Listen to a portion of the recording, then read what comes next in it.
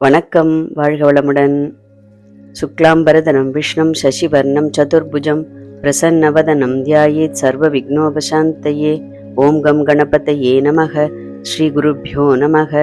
ஸ்ரீமாத்ரே நமக. ஸோ அம்பாளுடைய கேசாதி பாதாந்த வர்ணனை பற்றி பார்த்துட்டு இருக்கோம். அதில் இன்னைக்கு நாம் பார்க்கக்கூடியது 4வது ஸ்லோகம். சம்பகா அசோக புன்னாக சௌகந்திக லசத்கஜா குருவிந்த மணிஸ்ரேணி கனத் கோடீர மண்டிதா. சம்பகாசோக புன்னாக சௌகந்திக லசத்கஜா குருவிந்த மணிஸ்ரேணி கனத் கோடீர மண்டிதா அப்படின்னு சொல்லக்கூடியது ஒரே நாமா. நம்ம அர்த்தத்துக்காக தனித்தனியாக பார்க்குறமே அமைஞ்சு ஒரே படிக்கும்போது பாராயணம் பண்ணும்போது ஒரு ஸ்ட்ரெச்சில் படிக்க வேண்டியது. முதல் லைனும் அப்படிதான், செகண்ட் லைனும் அப்படிதான், ஒரே நாமால வரக்கூடியது. ஸோ கேசாதிபாத வர்ணனைங்கிறது தேவிக்கு ஆக்சுவலி தேவி அக்னி குண்டத்திலேருந்து வெளியில் வந்ததுனால அவளுடைய சிரஸ் அதுதான் முதல்ல தெரிஞ்சுதான் தேவர்களுடைய கண்களுக்கு. அதனால வசினி வாக் தேவதைகள் அம்பாளுடைய கூந்தலை பற்றி வர்ணிக்கக்கூடிய முதல் ஸ்லோகம் இது. சம்பகம் இது எல்லாம் பூக்களுடைய பேர், தேவலோக மலர்கள்னு பேர். இங்கே இதெல்லாம் நமக்கு தெரியுமான்னு கேட்டாக்க இங்கே அது போய் கிடையாது, பூலோகத்தில் கிடையாது. தேவலோக மலர்கள் சம்பகம், அசோகம், புன்னாகம், சௌகந்திகம் அப்படின்னு 4 புஷ்பங்கள். அம்பாளுடைய கூந்தல் இயற்கையிலேயே நல்ல நறுமணம் வீசக்கூடிய முடியை உடையவள். லசத்துனாக்க நல்ல மெனு மெனு மெனு மெனுன்னு நல்ல ஷைனிங். இன்னைக்கு நாம என்னெல்லாமோ கண்டிஷனர், ஷாம்பு இதெல்லாம் போட்டு தலைமுடிய பளபளப்பாக்குறோம் இல்லையா, அந்த மாதிரி அம்பாளுக்கு இயற்கையிலேயே நல்ல தெய்வீக நறுமணத்துடன் கூடியதும் நல்ல மினுமினுப்புடன் பளபளப்பாக இருக்கக்கூடிய அந்த கூந்தலை உடையவள். அதுல அந்த கூந்தல்ல இருக்கக்கூடிய நறுமணத்தை திருடின் போறதுக்காக இந்த பூக்கள் வருமா கொஞ்சோண்டு. அதுகளை அந்த பூக்கள் இல்லைனாலுமே இயற்கையிலேயே நல்ல தெய்வீக நறுமணம் உள்ள மலர்கள். ஆனால் அந்த மலர்கள் என்ன பண்ணுமா, ஒன்னோட ஒன்று போட்டி போடுமா. இன்னைக்கு நான் போய் அம்பாளுடைய கூந்தலை அலங்கரிப்பேன், இன்னைக்கு அம்பாளுடைய கூந்தலை அலங்கரிப்பேன்னு சொல்லிட்டு ஒரு பூக்களும் போட்டி போடுமா. ஏன்னா அம்பாளுடைய அந்த கூந்தலில் இருக்கக்கூடிய அந்த நறுமணத்தை இன்னும் கொஞ்சம் எடுத்துட்டு தான் இன்னும் வாசனை ஆகணும் அப்படிங்கிற அந்த எண்ணத்துல இந்த மலர்கள் ஒன்றோடு ஒன்று போட்டி போடுமா. அப்படி சம்பகம், அசோகம், புன்னாகம், சௌகந்திகம் அப்படிங்கிற 4 புஷ்பங்களை சூடிக்கொண்டிருக்கக்கூடியவள். அவளுடைய கூந்தல் எப்பேற்பட்டது, இயற்கையிலே தெய்வீக நறுமணமும் நல்ல மினுமினுப்புடன் கூடிய அழகான கூந்தலை உடையவள் அப்படின்னு சொல்லக்கூடிய அருமையான ஸ்லோகம். இதுல கவனிக்க வேண்டியது என்னன்னாக்க சோகன்னு படிக்கக்கூடாது, சம்பகா சோக புன்னாகன்னு படிக்கக்கூடாது. சம்பகாசோக, அந்த சம்பகான்னு முடியும் போதே அசோக புன்னாக சௌகந்திக லசத்கஜா அப்படின்னு படிக்கணும். அர்த்தம் தெரியும் போது நமக்கு இன்னும் கொஞ்சம் கூட நல்ல ஒரு ஆர்வம் ஏற்படும் படிக்கும்போது. அதனால சம்பகா அசோக புன்னாக சௌகந்திக லசத்கஜா. கஜானா முடி, லசத்துனா நல்ல பளபளப்புடன் இருக்கக்கூடிய அந்த கூந்தல் அப்படின்னு அர்த்தம். அடுத்தது குருவிந்த மணிஸ்ரேணி கனத் கோடீர மண்டிதா. குருவிந்தம், குருவிந்தம்னா பத்மராக மணிகள்னு சில வியாக்கியானத்துல இருக்கும், சிலதுல புஷ்பராக கல்லுன்னு இருக்கும். அதாவது இருக்கிறதுலேயே அந்த ப்ரெஷியஸ் ஸ்டோன்ஸ்ன்னு சொல்றோம் இல்லையா, அதில் விலை மதிக்க முடியாத, கிடைத்தற்கு அரிய அந்த மாதிரி இருக்கக்கூடிய 2வது அந்த பிங்கும் சிவப்பும் கலந்த வர்ணத்தில் இருக்கக்கூடிய சிவப்பு கற்கள்னே வச்சுப்போம். அதை அழகா வரிசையா பதிச்சிருக்கக்கூடிய கோடீரம் அப்படின்னு கிரீடம் தான். கிரீடம்னா அம்பாளுடைய இப்ப கூந்தலை சொல்லியாச்சு, அந்த கூந்தலை அலங்கரிக்கக்கூடிய அந்த கிரீடம். அந்த கிரீடம் அதாவது ஆண்கள்ங்கிறது அணிவது கிரீடமா, பெண்கள் அணிவது கோட்டீரம்னு பேரு. இதுல என்ன வித்தியாசம் அப்படின்னு பார்த்தோம்னா, அந்த கோட்டீரம்ங்கிறது பெண்களுடைய அந்த முன் நெற்றியில விழக்கூடிய அந்த முடி, அதை மறைக்காம அலங்கரிக்கக்கூடிய ஒரு ஆபரணம், அதுதான் கோட்டீரம்னு சொல்லக்கூடியது. அதனால அது ஒரு வகையான கிரீடம் தான். அதுக்கு ஸ்பெஷல் ஒரு தயாரிப்பு என்னன்னு கேட்டாக்க, அந்த ஏன்னா முன் நெற்றியில அந்த அழக முடியெல்லாம் தெரியும் இல்லையா, அதை மறைக்காம அதை அலங்கரிக்கக்கூடிய ஒரு ஆபரணம், அதுதான் கோட்டீரம். அந்த பெண்களினுடைய முடி தெரிவது போல் அணியக்கூடியது பேர் கோட்டீரம்னு பேர். அப்போ அந்த குருவிந்த மணிகளால் இருக்கிறதுலேயே கிடைத்தற்கு அரிய அந்த கற்களால் அலங்கரிக்கப்பட்ட அந்த கோட்டீரத்தை உடையவள். கோட்டீரத்தை அம்பாள் அழகா, அந்த ஏற்கனவே அழகுடைய அந்த கூந்தல், நறுமணமுடைய கூந்தல், அதுல அழகான பூக்கள் சூடின்னு இருக்கா. அது இல்லாம இந்த கற்களால் பதித்த அழகிய அந்த குருவிந்த பத்மராக கல்லுன்னு பேர் இதுல. ஆக்சுவலி அந்த பத்மராக கல்லினால் அலங்கரிக்கப்பட்ட அந்த கோட்டீரத்தை உடையவள். ஏன்னா அடுத்தடுத்து நாமா அப்படியே இது இன்னும் அதை இன்னும் அழகுபடுத்துறதுக்கு என்னெல்லாம் வருதுன்னு சொல்லிட்டு சொல்லக்கூடிய நாமாக்களாக இருக்கும். அந்த மாதிரி அந்த கோட்டீரத்தை அணிந்து கொண்டிருப்பவள் அப்படின்னு சொல்லக்கூடியது 4வது ஸ்லோகம். அதுக்கு அடுத்தது 5வது ஸ்லோகம். அஷ்டமி சந்திர விப்ராஜத் அளிகஸ்தல சோபிதா முகச்சந்திர களங்காப மிருகநாபி விசேஷிகா. இதுவும் ஃபர்ஸ்ட் லைன் ஒரே நாமா, செகண்ட் லைனும் ஒரே நாமா. நம்ம நாமாவா அர்ச்சனை பண்ணும்போது அது அப்படியே ஒரு நாமா தான் வரும். அதே மாதிரி பாராயணம் பண்ணும்போதும் அதை கட் பண்ணாம படிக்கணும், நடுவில் ஸ்பிளிட் பண்ணாம படிக்கணும். அஷ்டமி சந்திர விப்ராஜதளிகஸ்தல சோபிதா முகச்சந்திர களங்காப மிருகநாபி விசேஷிகா அப்படின்னு வரும்.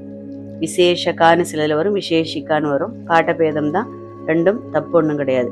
இந்த இடத்துல அம்பாளுடைய இப்போ கிரீடமும் முடியும் பார்த்தாச்சு. அதுக்கப்புறம் அப்படியே கீழே இறங்கி வந்தோம்னா அது அழகான நெற்றி, பிறைச்சந்திரன் மாதிரி நெற்றின்னு நிறைய இதில் வர்ணனை வரும். பிறைச்சந்திரன் வராது. ஏன்னா பிறைச்சந்திரன்கிறது ரொம்ப ஒரு கீற்று மாதிரி இருக்கும் அதனுடைய சந்திரனுடைய அமைப்பு. இந்த இடத்துல 8வது நாள் வரக்கூடிய அந்த சந்திரனுடைய அமைப்பு போல் கவிழ்ந்திருக்கக்கூடிய அஷ்டமி சந்திரன். அஷ்டம்னா 8வது நாள் என்று வரக்கூடிய, எப்போ இப்போ டுவர்ட்ஸ் பௌர்ணமி, இந்த பக்கம் எடுத்துக்கணும். இப்போ பௌர்ணமியில பாதி நிலா வந்தாச்சு. அப்ப அது எப்படி இருக்கும், கவிழ்த்து வைத்த ஒரு பாதி நிலா எப்படி இருக்குமோ அதுபோல் இருக்கக்கூடிய அழகான நெற்றித்தடத்தை உடையவள். அளிகம் அப்படின்னாலே நெற்றி. அலகம்னு வரும், அலிகம்னு வரும், ரெண்டும் ஒரே அர்த்தத்தை கொடுக்கக்கூடியதுதான். அலகம்னா தூய தமிழ் வார்த்தை, நெற்றியை குறிக்கக்கூடியது. அப்ப அந்த அஷ்டமி சந்திர விப்ராஜத், அந்த 8 கலைகளுடன் கூடிய அந்த சந்திரனை போல் ஒளி வீசும் அழகான நெற்றியை உடையவள். இப்படி கவிழ்த்து வைத்த 8வது நாள் நிலா எவ்வளோ, ஒரு பாதி நிலா வந்துடும் இல்லையா, அந்த பாதி நிலாவை அப்படி கவிழ்த்து வச்சோம் அப்படின்னு சொன்னோம்னா அது எப்படி இருக்குமோ அது போன்ற அழகான நெற்றியை உடையவள். இதுல சௌந்தரிய லகரியில ஆதிசங்கர பகவத் பாதர் சொல்லக்கூடியது, நீ உன்னுடைய நெற்றியில பாதி நிலாவை வச்சுட்டு இருக்க, அதே மாதிரி உன்னுடைய சிரசுல பாதி நிலாவை சூடின்னு இருக்க. அப்ப இது ரெண்டையும் ஒன்னா சேர்த்தா உன்னுடைய முகமானது எப்படி இருக்கும்மா, ஒரு பூர்ண சந்திரன் எப்படி ஒளி வீசுமோ அது போன்ற முகத்தை உடையவள் அப்படின்னு சொல்லிட்டு ஒரு ஓமைக்காக சொல்லுவாராம். அம்பாளுடைய எந்த அங்கலட்சணங்களையும் எது கூடயும் ஓமைப்படுத்த முடியாத அங்கலட்சணங்கள், அவ்வளவு அழகான அங்க அவயங்களை உடையவள்.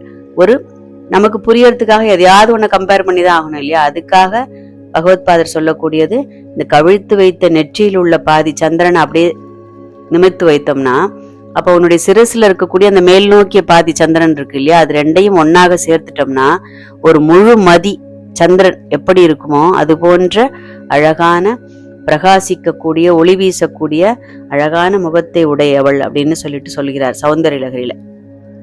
அப்போ இந்த இடத்துல முதல்ல சிரசை பத்தி பார்த்தோம், முடிய பத்தி பார்த்தோம், அதுக்கப்புறம் கிரீடத்துக்கு அப்படியே கொஞ்சம் கீழே இறங்கி வந்தோம்னா அடுத்தது நெற்றியுடைய வர்ணனை. அது எப்படி இருக்கு, அஷ்டமி சந்திரன் போல் இருக்கக்கூடிய அழகான நெற்றியை, சோபிதமாக நல்ல பிரசன்னமாக இருக்கக்கூடிய அந்த நெற்றியை உடையவள்.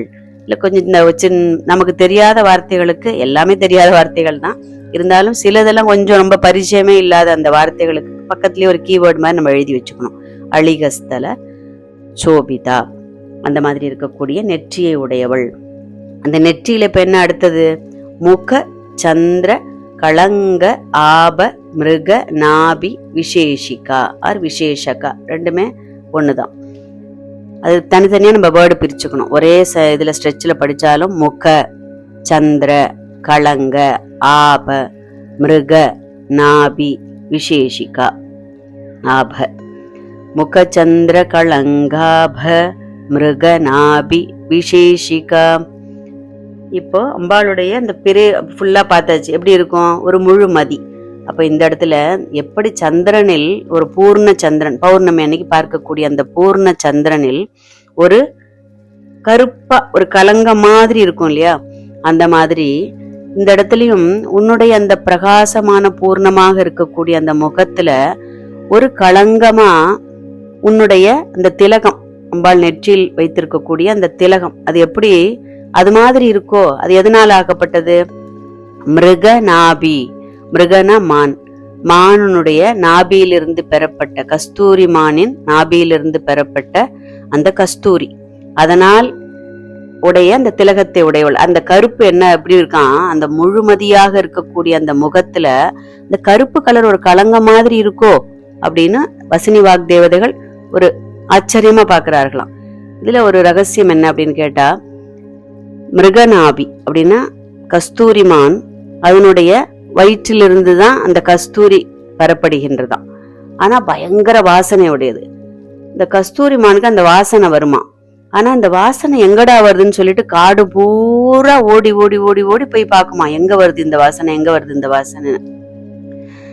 இது எதற்காக சொல்லப்படுதுன்னா, நாமளும் அது போலத்தான், நம்மளும் என்ன பண்றோம், இதே மாதிரி நமக்குள் இருக்கக்கூடிய அந்த சைத்தன்யத்தை உணரத் தெரியாமல், நமக்குள் நம்ம ஏற்கக்கூடிய அந்த ஒரு சூக்ஷ்ம சக்தியை உணரத் தெரியாமல் எங்க தேடுறோம், இருக்கும் இடத்தை விட்டு இல்லாத இடம் தேடி எங்கெங்கோ அலைகின்றாய் ஞானத்தங்கமேன்னு ஒரு பாட்டு இருக்கு இல்லையா, அந்த மாதிரி வெளியில எங்கெங்கயோ தேடுறோம். எத்த தின்னா பித்தம் தெளியும்னு சொல்லிட்டு, நீ இந்த கோயில் சொல்றியா அந்த கோயிலுக்கு போ, நீ இந்த பரிகாரம் சொல்றியா அந்த பரிகாரத்துக்கு போ அப்படின்னு உள்ளுக்குள்ள அது ஒரு பிரேரணையாகத்தான் எல்லாம் ஏதோ ஒரு காரணத்திற்காக நடக்க வைக்கும், நடக்க வைக்காம இருக்கும், தரும் தராமல் இருக்கும், வரும் வர, அப்படி எல்லாமே அதனுடைய பிரேரணை அப்படிங்கிற அந்த ஒரு போதம் இல்லாமல் நாம என்ன பண்றோம், மான் எப்படி அந்த காடு பூவை தான் வயிற்றுக்குள்ள இருக்கக்கூடிய அந்த வாசனைய வெளியில எங்கேயோ இருப்பதா நினைச்சு காடு பூரா சுத்தி திரியறது இல்லையா, அது போல இந்த ஜீவன்களும்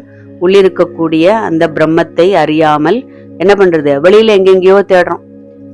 அந்தர்முக சமாராத்யா பகிர்முக சுதுர்லபா அப்படின்னு அடுத்து பின்னாடி நாம வரும்.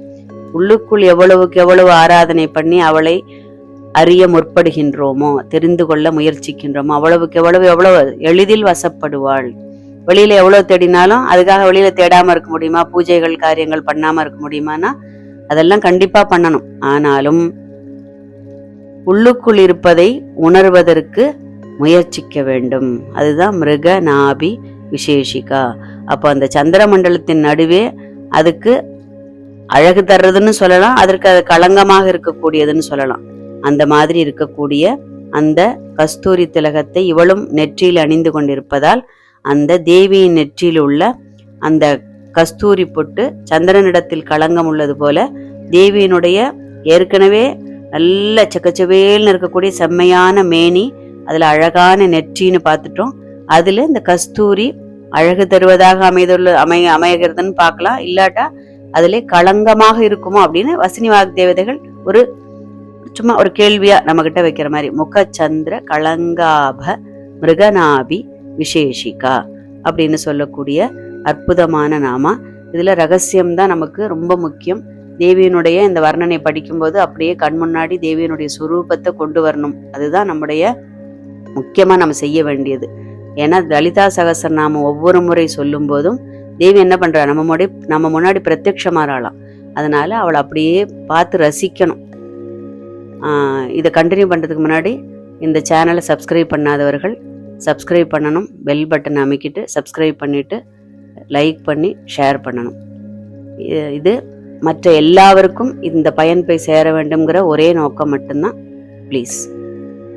ஸோ தேவி அந்த கஸ்தூரி பொட்டில் அவ்வளவு அழகாக அப்படி முன்னாடி உட்கார்ந்துருக்கிறதும் அந்த வாசனை நம்முடைய நாசியில வர்ற மாதிரியும் அந்த பாவனையுடன் படிக்கும்போது சத்தியமாகவே தேவி பிரத்யட்சமாவாள் அந்த இடத்துல அப்படிங்கிற இந்த வர்ணனையோட வாழ்க வளமுடன். அறிவோம் அவளின் 1000 நாமங்களை, பணிவோம் அவள் திரு பாதங்களை.